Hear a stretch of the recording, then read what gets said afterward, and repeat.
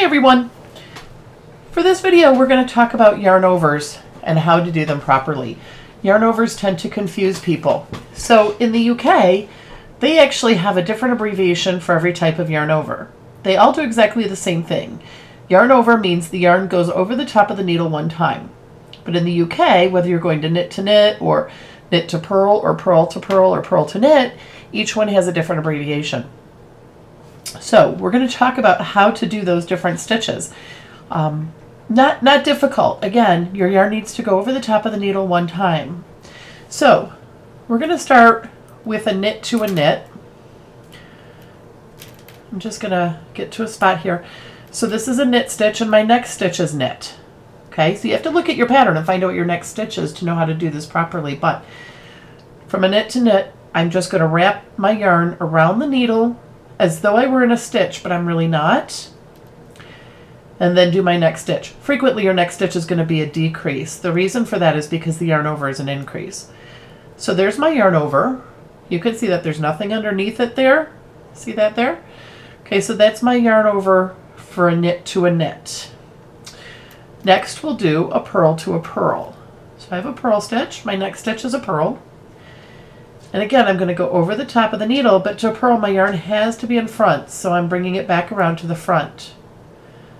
Okay, did you see that? Let's do that one more time. Bring my yarn over the top of the needle, around to the front to purl, and then I purl my next stitch. Not bad, right?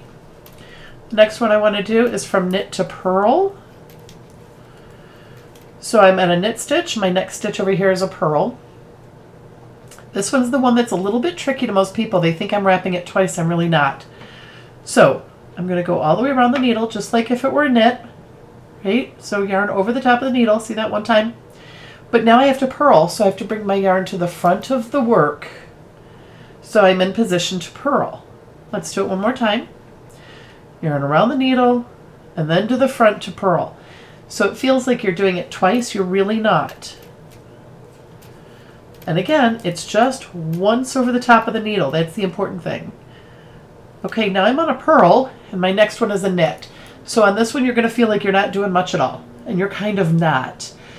So really what you're doing is you're taking your yarn and you're going over the top like this to be in the position to knit, and go like so.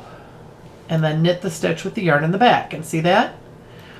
Okay, so the easy way to do this is if you're doing a yarn over and you've just done a purl stitch and you're about to do a knit stitch, leave your yarn in the front.